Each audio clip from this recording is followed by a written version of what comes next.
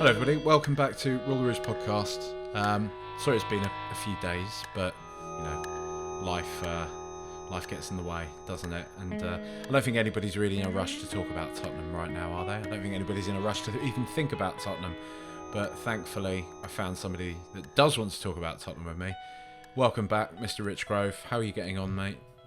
Hello, mate. Nice to be back. Good to have you back. Last time I saw you, we were on your boat. We were, yeah. I dragged you away from the southern metropolis, didn't I? And took you for a bit of an adventure in Oxfordshire. Good laugh that. It did start caning it down, didn't it, halfway through the day? But still, you know, yeah. I got to hide inside while you did all the hard work outside of driving a boat. I got wet because I think my coat was at the other end of the boat as well, which is probably the reason why it started raining, you know. That's it. I think Travis have got an old song about that, haven't they, Rich? So, you know. Something like that, yeah. How showing our age now. How are you? Right, okay, because you know I've started on a fairly downbeat note there, but we did beat Fulham away. I was fully expecting us to lose that game. They're playing well this year. They're only a couple of points behind us. I mean, it was a professional performance, right? But it wasn't exactly that exciting, was it? I mean, what did you take from the game? Well, like you say, it was very workmanlike, wasn't it? I think that would be a really generous way of describing it. I also fully expected us to not get a huge amount out of it. I thought we'd draw it. And so, you know, right up to the end of the game, I kept thinking, well, here we go. This is where they get the equaliser, you know. So I was pleasantly surprised to come away with 3 points. But like you say, it wasn't really enthralling in any way, shape or form. I mean, they clearly set up to sort of probe at our, you know, soft spots. And, you know, they did quite well, riled a few players, drew a few yellow cards from us, you know, put the cat amongst our pigeons. And, you know, if that was their game plan, it worked really well, apart from the fact that they didn't score any goals. I mean, like, because there's a funny kind of aura around the whole club at the moment, right? You know, because we sort of have this sense, or not even a sense, a pretty confirmed idea that Antonio Conte isn't going to be here next year. He doesn't seem particularly happy, although he was, you know, pumping his fists and all that at the crowd at the end of the game.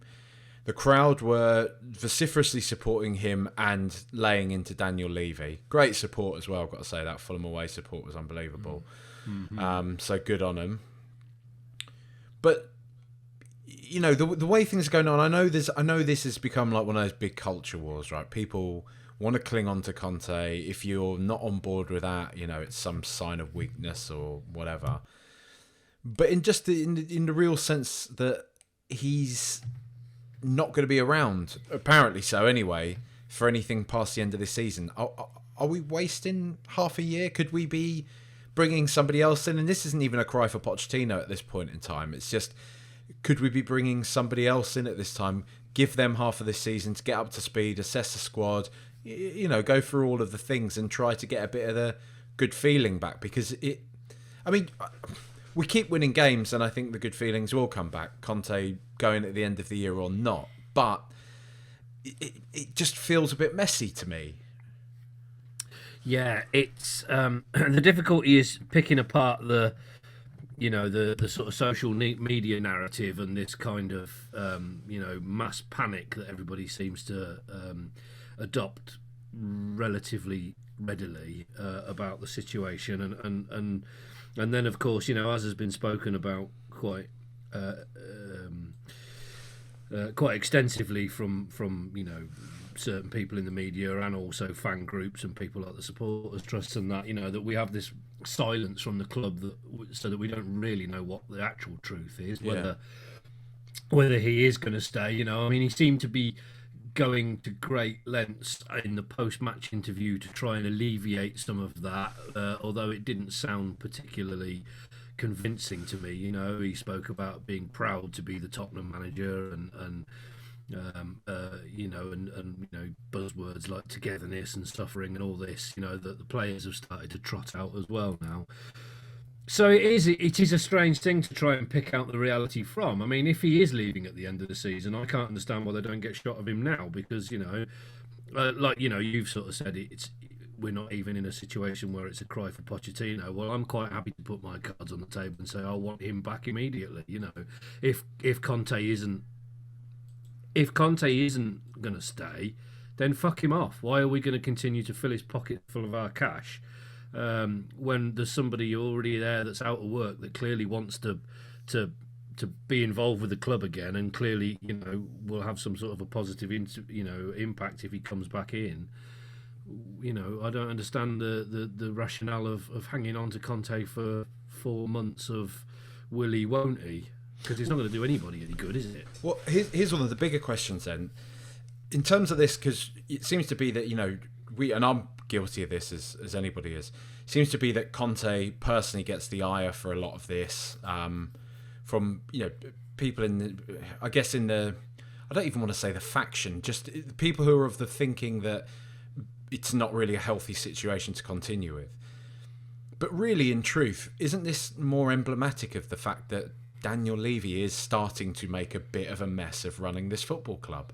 The kind of this philosophy, seemingly, of hiring the win-now managers, but not giving the win-now managers the win-now players. It just seems completely at odds with anything cohesive. It seems to be very strange. It seems to be something that is...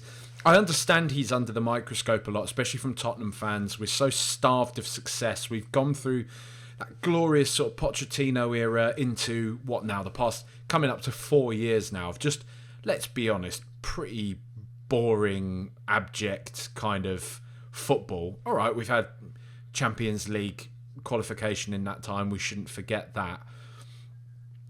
But still, it is felt like we're always waiting for a point when things will have calmed down and we can start to look ahead to something, to this glittering future that was promised to us when the stadium was built.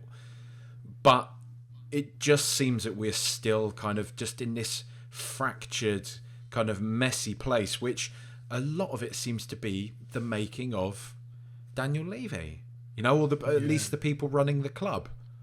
I mean, how do you feel about him? I'm constantly minded of a comment that somebody who was part of Trust and who will remain nameless, said to me ages ago. He said that the thing that is most eye-opening about being up close and involved with the club is that you assume from the outside that these people have got this image, this vision, this model that they're all working to. He said, and when you actually get inside and are privy to the meetings, you realise they're just making it up every day like everybody else does. And that's the thing. I think that for a while, here's my take on the Levy thing: is that for a while he was able to appear to be very competent. While he was developing training grounds and stadium complexes. He was able to sort of come across as being this guy that's pushing deals through and creating this new environment for the club to grow in. And that's all fine on one level because, he's delivered on those things. But ultimately, the people that have delivered on those are engineering contractors and building planning consultants and people like that, So it's essentially just a delegation job, project managing huge projects, don't get me wrong, but, I think that afforded him some sort of air of competence that you can't then apply to his running of the football club side of things. And as much as I don't want to get on the get Levy out my club bandwagon, because I find it all just a tad oversimplistic and a tad over toxic, it makes me feel uneasy. We all see the undertones that go along with the criticism of Levy, and so I try to shy away from it a bit. But I think the time is really running out for him to show himself to be competent at this job, isn't it?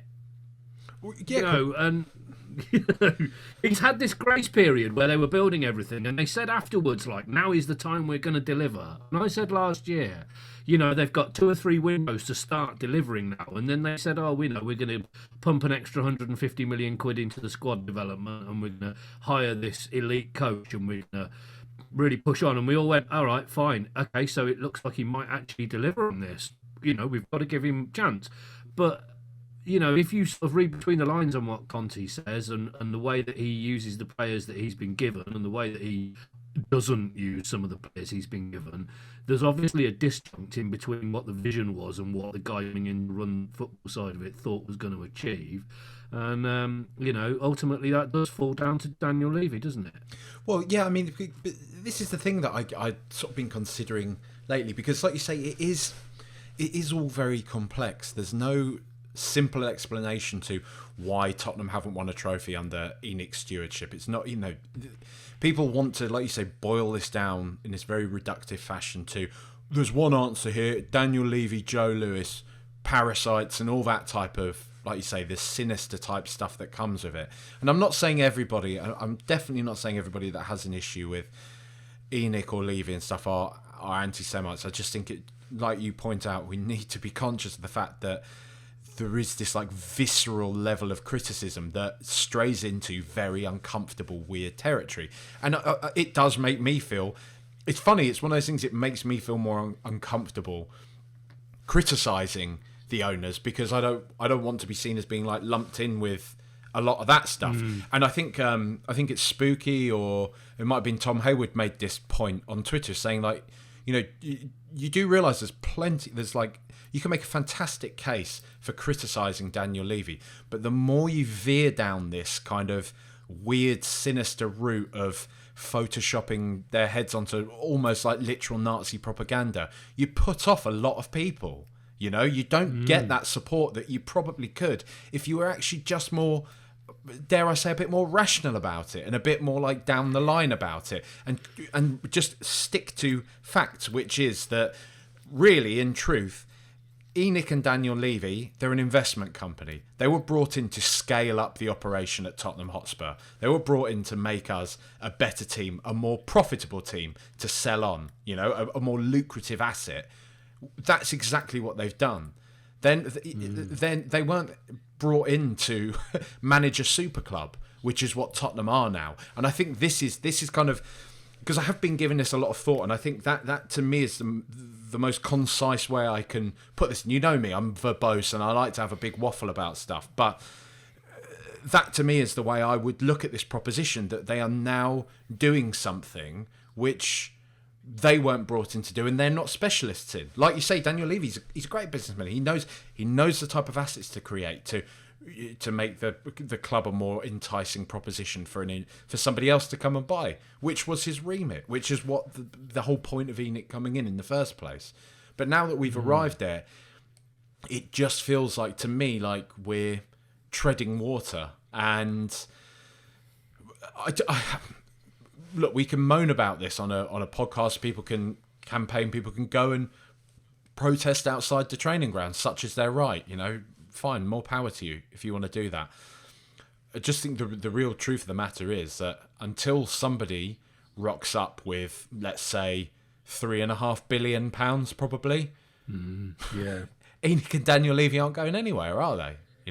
Well, exactly, yeah, and I mean possibly more than that. I think it was Paul O'Keefe was talking recently about it being valued at over £4 billion now, Jesus, or something man, like that. I mean, you are really into the realms of sort of emirate states and shady hedge fund managers and those kind of people that who is it that's going to come in and do it. And we've only got to look at the football landscape around us and think, well, would we want the people that have bought the Newcastle? Would we want the people that Sheikh Mansour, these kind of guys in charge of our club? And on one side of it, there's a part of me that goes, I don't want those fuckers anywhere near my football club. But on the other side of it, we can't imagine that Joe Lewis has made all of his money from philanthropy, can we? Or any billionaire for that matter. This is it. Yeah. And I do understand, because I have seen, I have tried to be considered on this, like when we were having the Qatari kind of talk of them buying a minority stake and stuff. And, I do think people do raise a lot of valid points to the contrary of the opinion that I don't want them anywhere near the club. I do think people do raise a valid point, which is, are you sure there aren't... we talk about like anti-Semitism at play. Are we sure there aren't other things at play there? Why is this billionaire's horrible blood money any worse than... Anybody else? Does anybody know where all of Todd Bowley just heads an investment group? Who are all the people there giving Chelsea, what, £500 million in 2 transfer windows? I'm sure they're not nice people either. It's... No. And this is what the game forces us all into, this position of burying our head in the sand a bit. And we all do it. Let's be honest, we all do it. We were all cheering on Newcastle beating Arsenal at St James's Park last year. We shelved all of our reservations about Newcastle and how they're being operated and who's running the club at that point. We all pick and choose. So it's... Well, we do. I mean, you've only got to look at the fan involvement with the very recent World Cup to see that. Is that at the very start of the World Cup, the social media was awash with people that saying, I'm not having anything to do with it because it's in this country and human rights abuses and all these people that died building the stadiums. And they're the same people that by the end of it were going, fucking hell, what a great World Cup final, it's the best we've ever seen. And so people do have this, and fair, I don't think people really should be afraid of being hypocrites. I'm certainly not. I do it in various areas of my life. So I mean, fair play. If people are able to sort of suspend their values and ethics for that, then let them get on with it. But football is a bloody dirty game, isn't it? That's the trouble. And I mean, once you go away from this elite tier that we're in, it's betting money that props it up, which is equally as dirty and distasteful, So at no point in the football pyramid, until you probably get down into sort of community-owned grassroots clubs, have you got anybody that's got clean hands involved in it at any level. So, yeah, I don't really know where that leaves us. That's the other thing. Well, that's the thing, isn't it? Because I mean, like, it feels that then we arrive back to where we started, which is, what do you want to see Tottenham do for the rest of the season? Because it doesn't look like Conte's going anywhere. I don't think he will. I did have a suspicion if we lost City away, Fulham away, City at home, it might just come to a bit of a head and shit might go down. But I'm not, that Fulham game was good. It feels like the group are again digging deep. It feels like Gary Neville chats a lot of shit, and he's spoken at length about Tottenham recently. Some of it, which I think is a bit wide of the mark.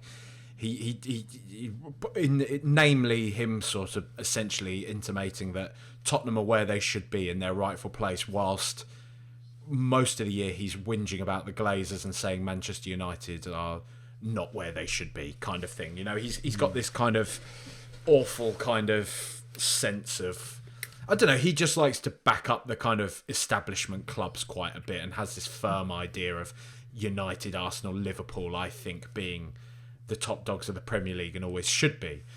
And we understand his bias on that front. But he was also making the point about, the Tottenham players feeling sorry for themselves, and that ultimately, they're in the Champions League, they're in the FA Cup, they've got Antonio Conte as a manager, and they're good players. Just kind of dig deep and get on with it. And I think ultimately, that's really Conte, Pochettino, whoever. The main thing I want is to enjoy watching Tottenham. I want to watch players who are enthused, who feel happy playing for one of the best clubs in the world still. Forget all the fucking social media shit. At one of the best clubs in the world. Just have a bit of pride in that, lads. And remember that it's in your hands ultimately. You're not we all dig out Eric Dyer, Ben Davis, Emerson, these players, but they're still elite footballers. They are, and people can laugh at that. People can say whatever they want about that, but they've made it to the Premier League. Like, they're good players, and we've seen them in the past put in good performances. They got us into the Champions League last year. So as much as I do want to see us make new signings, I want to see the coaching reflect a style of play that I like and all this type of stuff. I just want to enjoy watching Spurs again, Yeah, that's it. Ultimately, that's it, isn't it? We just want to be entertained, and I think I don't know. I mean, there's a sort of season long narrative that sort of goes with this, isn't there? That I've thought very much that this kind of holding pattern and then push on late in a game to win a match that we've seen repeatedly and frustratingly and more and less successfully since the start of the season has been a very conscious thing, and that it's all designed to do the thing that we did last year, which is hit the last third of the season running while other people are beginning to burn out. And I wonder if there is something along those lines that it is now we're beginning to enter that phase where we might see the handbrake being taken off a little bit more, and I wonder whether or not it's necessity that will do it to start with, because I think that we had hoped, the club would have hoped to have been in a slightly better position than they are at the moment, in the respect that I think we've lost 6 of the last 9 or something like that. Yeah, something pretty vile. It's like relegation form, isn't it? Yeah. So if we hadn't have had that sort of blip, we would still really be well in the mix of the top 4.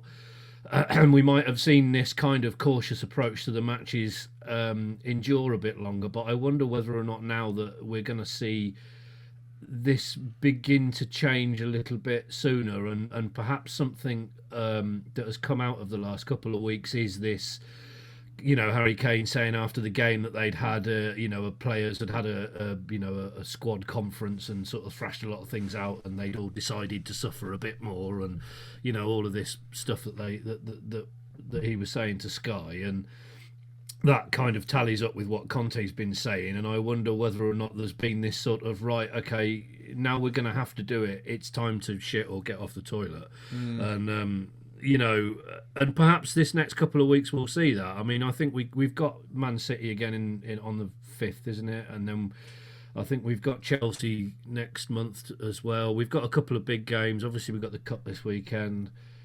And the interesting thing that I picked up on the other day was that I think it was Conte said that the FA Cup was very important. And I think that's the first time I've heard a Spurs manager say anything other than... I know.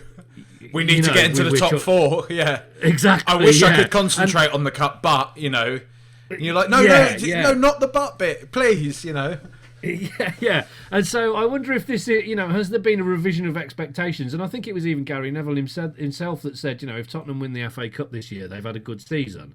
And I wouldn't disagree with that,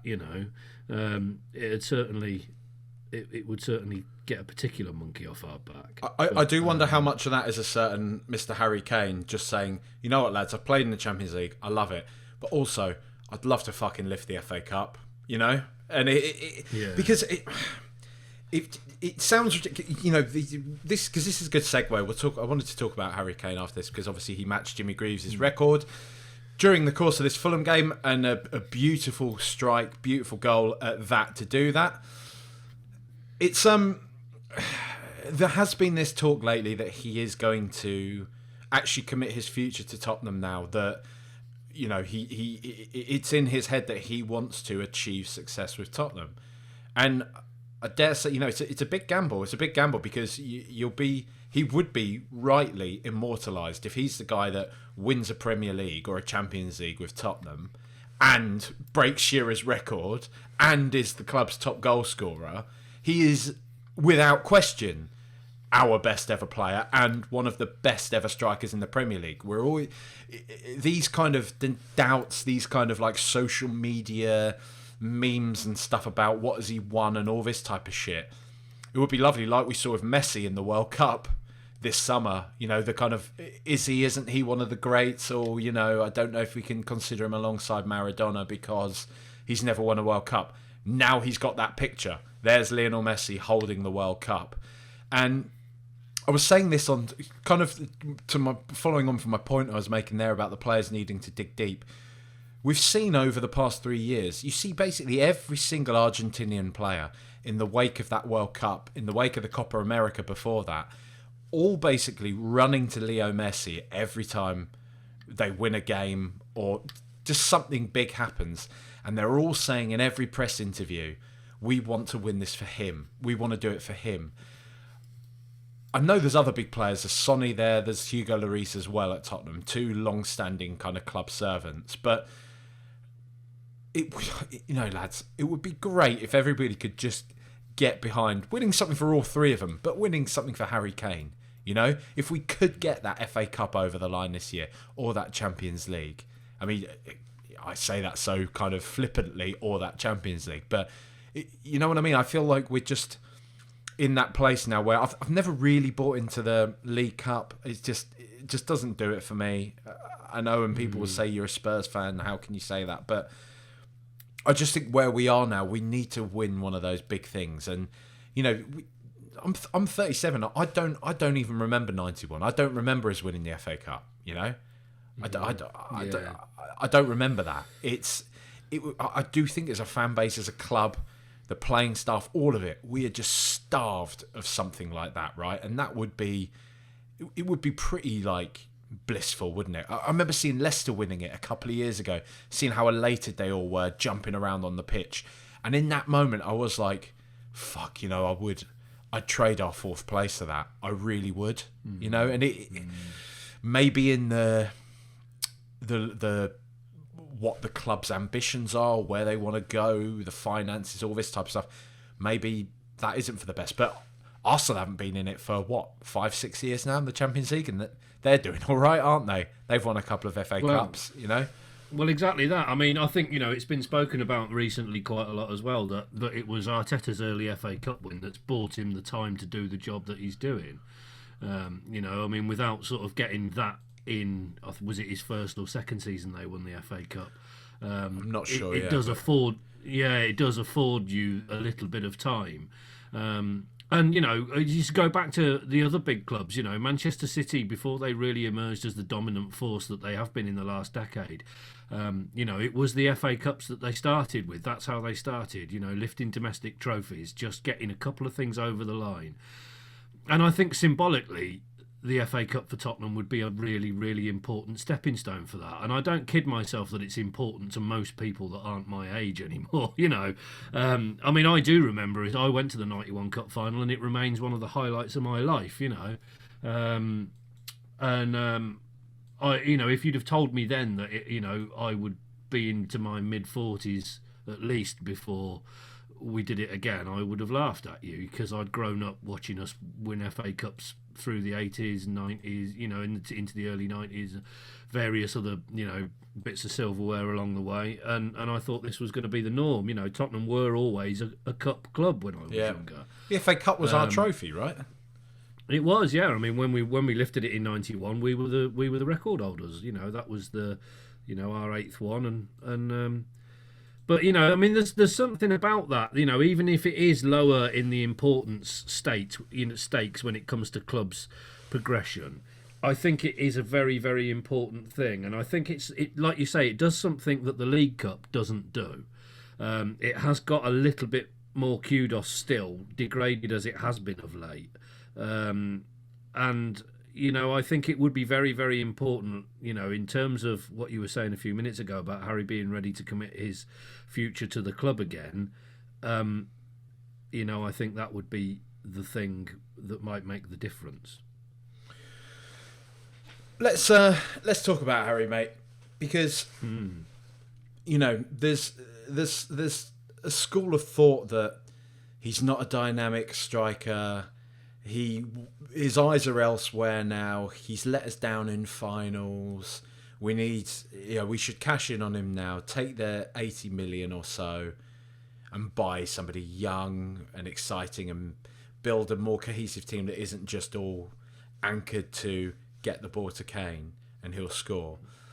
And in some darker, not darker moments, but when I sort of reflect on it, you can't help but think like, maybe he should just move on, win something somewhere else. Maybe all of it, maybe his desperation to win something, the club's desperation to win something, the fact he was so pivotal to the Pochettino movement.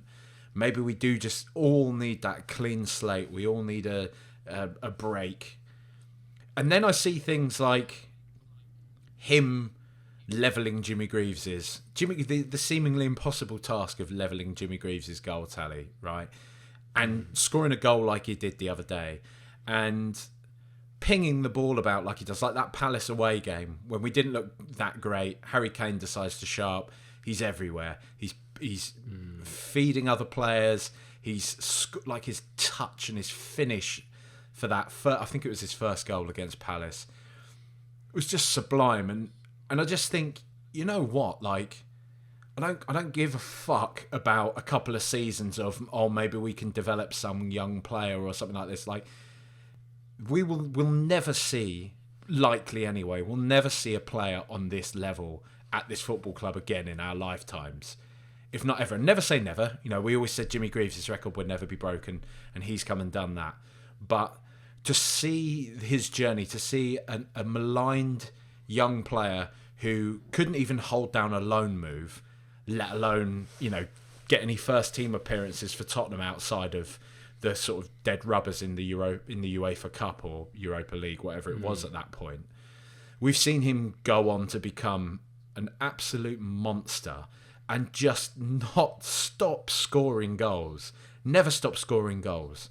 You know, and how many times we talk about the kind of, these big games that he's not showed up in, but people don't focus on all the games he has showed up in, and the fact we have gotten to most of these big occasions because he has been the guy that has gotten us there. You know, people criticised Pochettino for including him in that Champions League final when he was probably half fit, but what's anybody going to do? What are you going to do? Tottenham Hotspur in a Champions League final? Of course, Harry Kane. If Harry Kane can put his boots on and jog about, he's playing that game, isn't he? You know? Yeah, absolutely. Yeah. He's... Yeah, I mean, who else were you going to put there if you were going to leave him on the bench? Well, Lucas Moura, apparently. But, you know, it's... Well, it's a difficult thing to think about that Champions League final in particular because... I mean, my memories of the game of that game in particular were you know, until they scored their second goal, we were all over the fuckers. You know, I mean, how Dele Alli, I remember, it was a Gascoigne, wasn't it? Nice shots. Yeah, you know, and you know, it wasn't Harry Kane not being fit that didn't win us that final. It was all of the other stuff that went wrong. You know, I mean, we didn't have a team that looked like it was a player down in that game, even though he clearly wasn't as fit as he could have been, you know. So I think if they'd have left him out, it would have been far worse because of the mental impact of not having your talisman on the pitch in the biggest game of your careers, you know, for the rest of the team. I mean, but yeah, I mean, he's, you know, it's sort of going back to what you sort of say, you know, that my thoughts on this kind of narrative that's developed on, well, you know, should he go, and you know, well, he's touching on 30 soon, and you know, he's got a lot of soft tissue injuries in his ankles and his lower legs, and they're going to start to take a toll, and we're already seeing his game develop as a result of maybe some, you know, lack of sort of snapping mobility or what have you. But you know, I always think back to, there was that meme, I'm sure you remember it, when we sold Gareth Bale and bought half a dozen journeymen. Yeah. You know, the thing went round the internet was that we'd sold our iPhone and bought a camera and a calculator and a notepad, and, you know.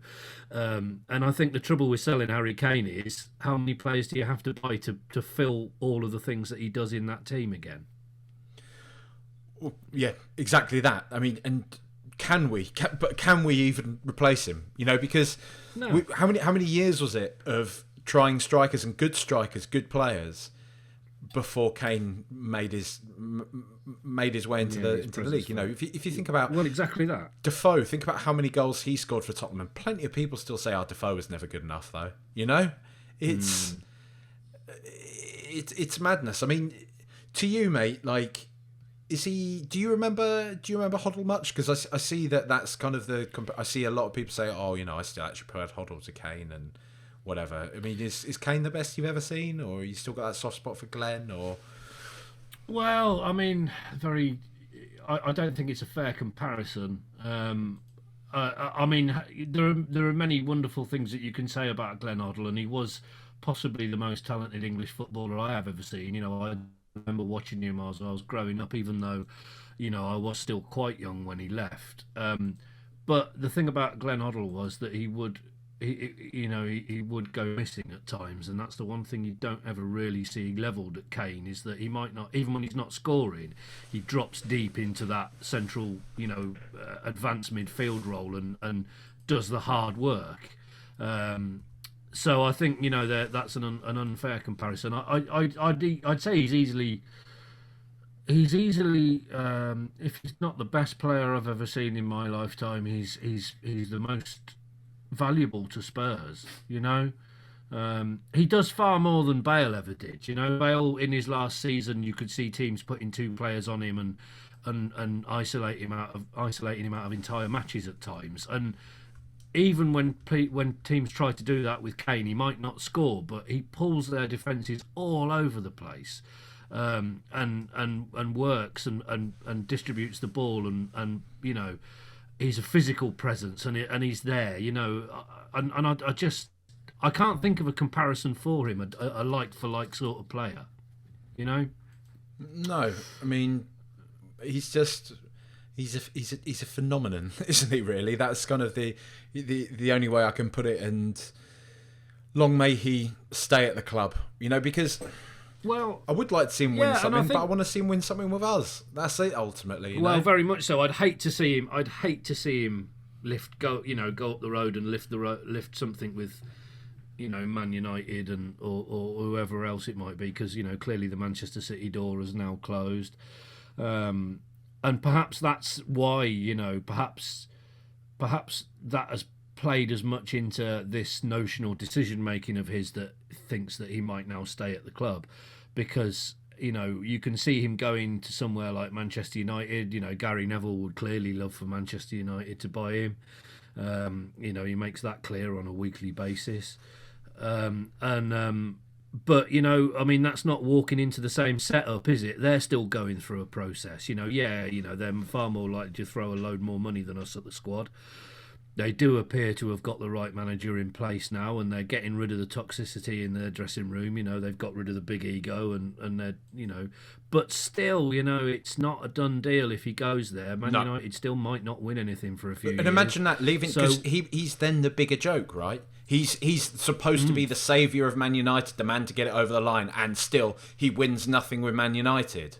And he's burnt a few bridges probably with people that I dare say, well, we'd have him back and it would be all a bit Teddy Sheringham and we'd be okay about it. But he's so adored by this fan base, that is it worth risking that to play at Manchester United for the hope that they could rekindle this Ferguson years, Well, this is it. And if it's not Man United, where else is it? Is it Bayern Munich? I can't see him out there, can you? No, I don't know as I can, but I don't profess to be an expert. I do think a lot of this stuff is hot air, and where else does he fit? Who else is? I know he'd walk into any other team that we could probably name and add something to it, but where else is he gonna be?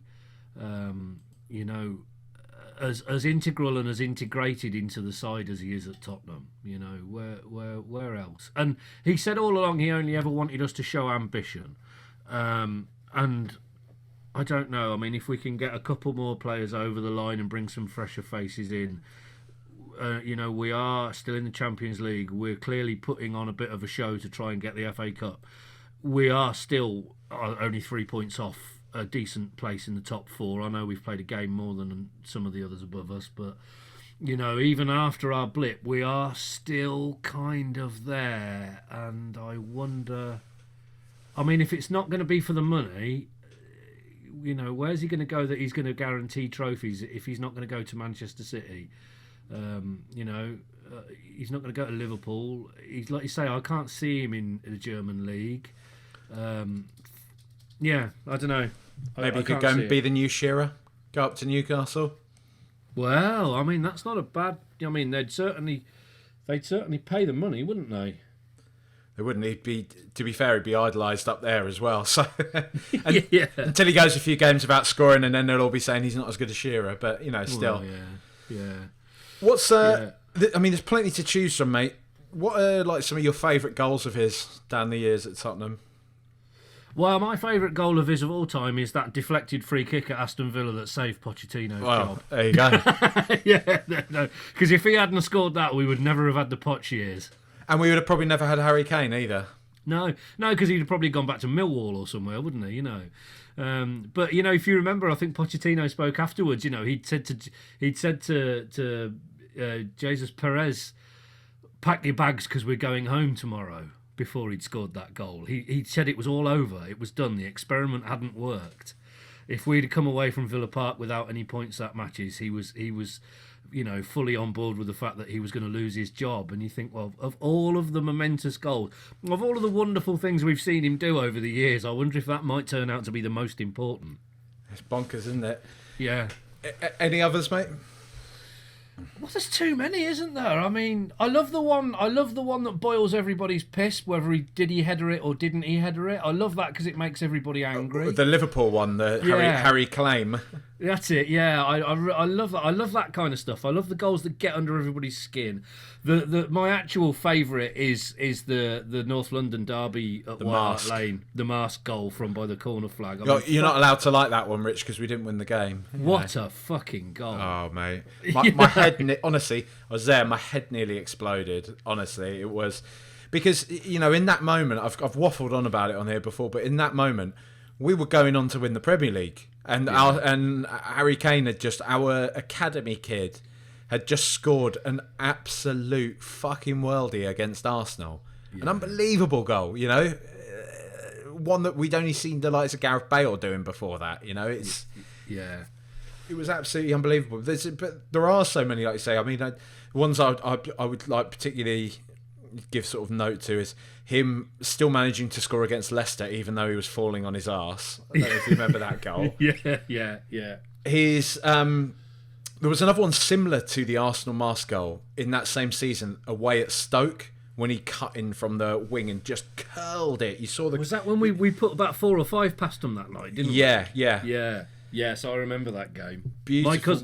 My cousin's a Stoke fan. My cousin lives up in Stoke, and he's a Stoke City supporter. And I've never seen anybody so dejected when I spoke to him after that game. Mate, they fucking always got the rub of it against us. He can, take his medicine on that one. Yeah, bloody right. Yeah, that was a beautiful, beautiful night, wasn't it? I think Ericsson scored that night as well, didn't he? And can't remember who else got one. Was it Lamella or somebody? But we really put them to the sword that game. It was funny, and it's just that whole era, that the sort of the excitement, the promise, and everything.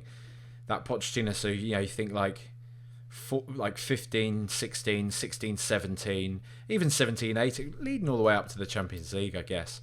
Yeah. There was always that kind of hope that we were just on the cusp of something massive, weren't we? And it obviously never got over the line. But at the moment, kind of to what we were talking about back then, it feels like we could be further from it right now. But yeah, I mean, that's the weird sort of paradox of the situation, isn't it? Because on paper, we're not all that far away from where we were then. I mean, yeah, there was a couple of funny years in the Premier League. There was obviously the Leicester year, and then there was the year when Conte lost his job at Chelsea, and they really fell away, and we capitalised quite heavily on that season. And the last year when we went unbeaten at White Hart Lane all season, and I think a couple of things in terms of the stars aligning in the Premier League happened. Liverpool was still in their developmental process at the time. Klopp wasn't that long in his job. And some of the things that have changed around us in terms of Newcastle getting a shitload of money and a decent manager, and Manchester United finally sorting their act out. But we see Woolwich have turned from a clown car into a limousine, at least temporarily.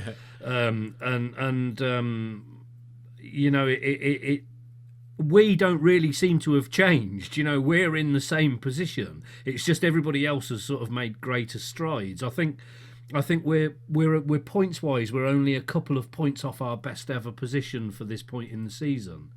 And yet you look at it and you see the dialogue around the club and the general feeling in the stadium and all the stuff that's going on, and you'd think we were 10th, 11th, 12th worse off in the league, wouldn't you? Yeah, and it's sometimes we do need to give our heads a wobble on this, and I think invariably, like you're kind of touching on there, Arsenal doing what they're doing, I think, has just fucking fried our brains a bit, you know, because it's just I've whinged about this and I've whinged about this, but it's just so unfair, you know. It's just so fucking unfair. Yeah. They can't, you know, they can't do it. They are gonna do it, I think, but just please, just lose something, lose some of this momentum, just a bit, you know, because I think you can get at them, right? Even though we've played both our fucking games against them this year. Yeah, who knows? Maybe we'll still have an FA Cup final against them, mate. Well, that would be something, wouldn't it? Fucking hell! Can you imagine that being the game? Yeah. Well, I mean, I don't know. You know, I know everybody sort of had egg on their faces the Leicester year because they all said, "Oh, they will have a wobble, and they didn't. You know, and everybody's beginning to say the same thing about Arsenal. You know, Newcastle have shown that if you stand up to them, you can stop them scoring. You know, I think Manchester United were a bit unlucky the other day. I thought they played really quite well against them in patches. You know, although sort of Woolwich did look like the better side on the day. They're not the Invincibles, you know. I think if somebody really goes in and gives them a fucking good hiding, you know, you could really put the wind up them. And I was really hopeful that we were going to do that the other day, but we didn't turn up, did we? No, no one did. The players didn't. Even the fans didn't. Like, it was subdued all day around Tottenham. Everybody, there's this sort of sense of impending doom. Yeah, I think that inevitability that was what was going to happen. You know. Yeah. You know, I don't know. I mean, whether or not Manchester City can mount any sort of proper challenge to them, because I think that's the only place it's going to come from. And wouldn't it be ironic that, you know, Erling Haaland will probably score about 80 goals this season and still not win the fucking league? I know, please. You know? It's just in closing, mate. We signed Danjuma yesterday. Lad from. Where's he from? Villarreal. He's played at Bournemouth previously. Yeah. I've done the deep dive on him. I've had a watch of a YouTube highlights compilation. He looks all right. You know, he looks all right. But it's still just, it musters that sad feeling of like, couldn't we have made it work with Stevie Bergwijn? You know, like that will never. I will never fully understand what went wrong with that, because every time, well, not every time, but a lot of the time that he got an opportunity, he produced. You know, he scored a couple of really important goals, some of them off the bench. You know, I mean, obviously he gave Nuno his dream start, because I'm pretty sure it was him that scored against Man City when we beat them at home, wasn't it? And you know, he always looked dynamic. I just don't understand why he didn't get the opportunities with us. It seems really, really strange to me. He seemed quite timid, didn't he? And I think, you know, if you look at the kind of the profile of managers, well, if we ignore Ryan Mason and Nuno Espirito Santo, in Conte and Mourinho, they do have that slightly, I'll say, toxic kind of approach to things where, you know, men need to be men and show a big pair of bollocks and all that type of thing. And I think Stevie under a Pochettino might have, you know, that kind of the arm around the shoulder type manager would have flourished. You know, it is what it is. Now we've got Danjuma and we can look forward to that, and hopefully, because the thing I would say is on that point, we know the type of profile that Conte does like, and it seems if you look at some of the interviews and things like that Danjuma's given in the past, he backs himself. He seems like a bit of a cocky little shit. So, and that's, I think we maybe need a bit more of that in this team. You know, somebody that kind of backs himself and is ready to kind of step up and have a go, as opposed to kind of waiting his turn and hoping that it works out, which, you know, I don't know, it feels unfair to say that of Gil, because I think he does try his best every time he gets any moments on the pitch, but he feels like he's kind of very much more in that Steven Bergwijn school of thought, right? A bit more of a timid lad, maybe needs a bit more of an arm around the shoulder. What do you think? I don't know. I mean, Hill is a bit of an unknown quantity for me. I have been really impressed with him when I've seen him this season, when I compare to what I saw of him before he went back out on loan, you know, when he was essentially just a spare part in a shirt. You know, I would like to see a little bit more of him. I suspect, like you say, he might be a bit lightweight, you know, a little bit, to use a hairdresser's analogy, is a bit of flyaway. I don't know. I mean, yeah, we'll see what this guy comes up with. Whether or not he gets any minutes on the pitch before Conte leaves at the end of the season is another matter at all, isn't it? Yeah. And Pedro Porro seems to be ever ongoing. It seems to be like it's gonna get over the line. It feels like one of those now that it is finally going to happen. Apparently they want him for their cup final. That's the thing, isn't it? Is that they're not doing the deal until after the weekend because they want him to play. I mean, how annoying is it if he does a Gascoigne? He does a Gascoigne in their cup final. Gascoigne did do it in the cup final, didn't he? He did do it in the cup final. Yeah, he was right in front of where we were sat because we were pitch side in that match. Could you hear it? Could you hear the crack, the snap? No. No, but I very, very, very much remember the foul that he did not long before it when he nearly broke all of was it Gary somebody's bloody ribs. He went in sort of studs up right into his solar plexus, and I remember thinking, fucking hell. He's lucky to still be on the pitch to get injured,